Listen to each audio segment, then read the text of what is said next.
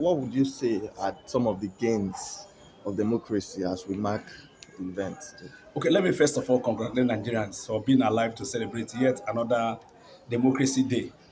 You will agree with me that the one we are marking today is the 26th in this rule of our present democracy. And it is something that we need to be happy about because we are no longer in the military regime where people live in fear, people are tortured, people are molested, people are harassed. But today we're in a democratic dispensation where you have freedom of movement, freedom of speech, and all that goes with democracy. I'm happy that we're celebrating today because Nigeria gradually is getting to where we are praying that it should get to. There has been that yearning that democracy should be June 12th, and Buhari, the former President Buhari, made that decree or made it the day we should observe it. Yeah. So, would you say there's any difference now that democracy is being celebrated on June 12th? Is there any difference Yeah, from? I think it was a remarkable decision made by President Muhammadu Buhari to change the Democracy Day celebration from May 29 to June 12. You will recall that in 1993, there was a democracy that was truncated by the Babangida administration. And celebrating May Day on 29, celebrating Democracy Day on 29 does not have any significance with democracy. Because that June 12th that many Nigerians yearned for, they voted for a candidate that they felt should lead the country.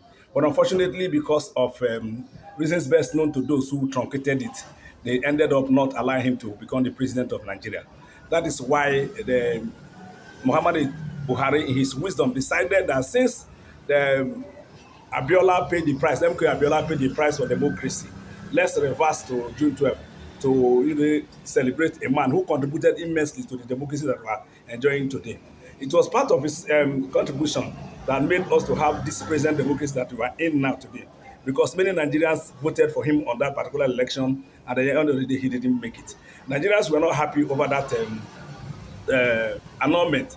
And you saw what really trades that annulment. Many people paid the price for it, including his own wife, and many Nigerians who were not alive today to celebrate this present democracy. So I must say that we should remember the heroes of democracy while we celebrate today, not the present people who are enjoying the dividend of democracy, but those who fought for it, those who are still alive and those who are not still alive. We must remember them on this day and thank God for their lives for giving us the democracy that we are seeing today. Okay, finally, before we let you go, you mentioned that democracy is the best system of government. That's how you started. But so many people are saying that the politicians that are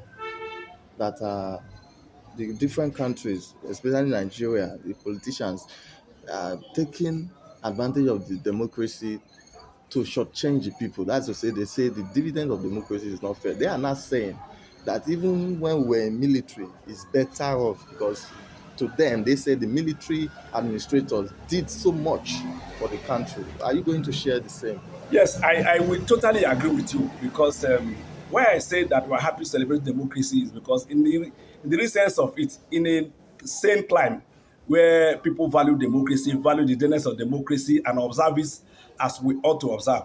That is why I say I give kudos to the present democracy that we're enjoying.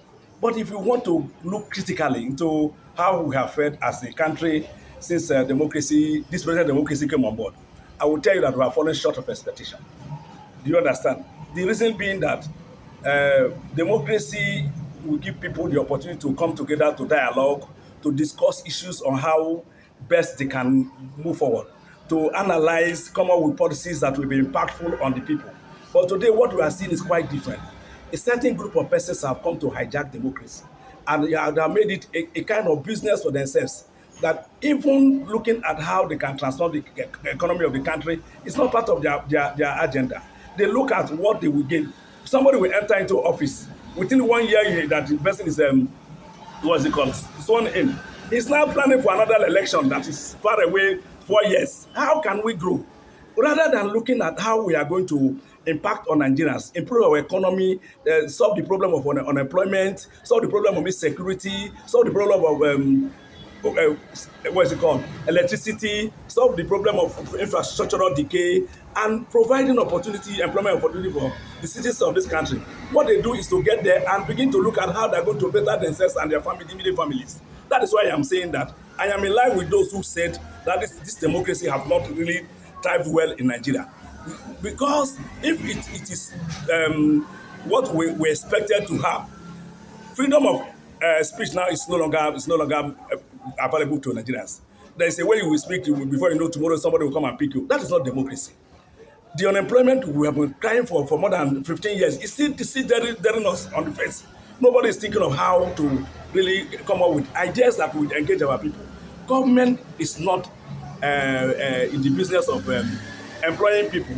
Government is to create enable environment for other people who have money, investors both locally and internationally, to come into Nigeria and invest so that the unemployment we are having will go down. But how can you invest when the country is not safe? Democracy is where part of democracy is to see that the citizens move about freely, unhindered. You can move from one part of the country to the other without anybody molesting you. But today, people they cannot move to anywhere. People are afraid to even go to their villages to stay. Our farmers are not going to farm, and there is so much insecurity in this country. How can we say that we are doing democracy when you cannot move freely? Even the politicians themselves that are now not looking at how to solve this problem are not moving freely. They go with good number of policemen. You cannot go to your village and enjoy freedom. You'll be surrounded by security operatives, both military and police officers. Is that democracy? When you don't have freedom of movement, when you are afraid to speak, when hunger is staring you on the face, when people are not really having what they should get. The cabals have hijacked Nigeria and have made it a kind of business that after the present election, what they will be thinking of is the next election and not how to develop the country. That is why I'm saying that I align myself with those who said, yes, we have not failed with the democracy. With all these points I have made now, you will agree with me and also agree with those who have said that Nigerian democracy has not failed well because we have not really enjoyed the dividends of democracy. That your policies today, the whole essence of government, the governance is for you to provide a level environment for people to work. Nigerians with their resilient nature, with their resilient character, can thrive anywhere. Just give them the enable environment. Let this democracy give them the enable environment put to bear the potentials in them. That is why you see if you are in Nigeria, you are a farmer, nobody's asking the government to assist them with anything. They are working hard on their own to make ends meet. So what we are asking is for that the present administration, those who are in government, should make the Since 1999, we have also practiced democracy in Delta. Tell us how far we have fared. well, we have fared a bit. People will say, Mike, you have come again. That after your being LUJ chairman, you are now with the government. That will not stop us from saying the truth.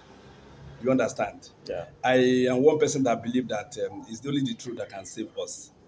The data we have tried by providing some basic things, but there is much that we need to do as a state. You understand? And one of those who advocated that we should look inwardly in the various things that we have in the country and harness the potentials that we have. If it is gas resources that is your strong point, look at how you are going to come with investors to help develop what the resources that we have.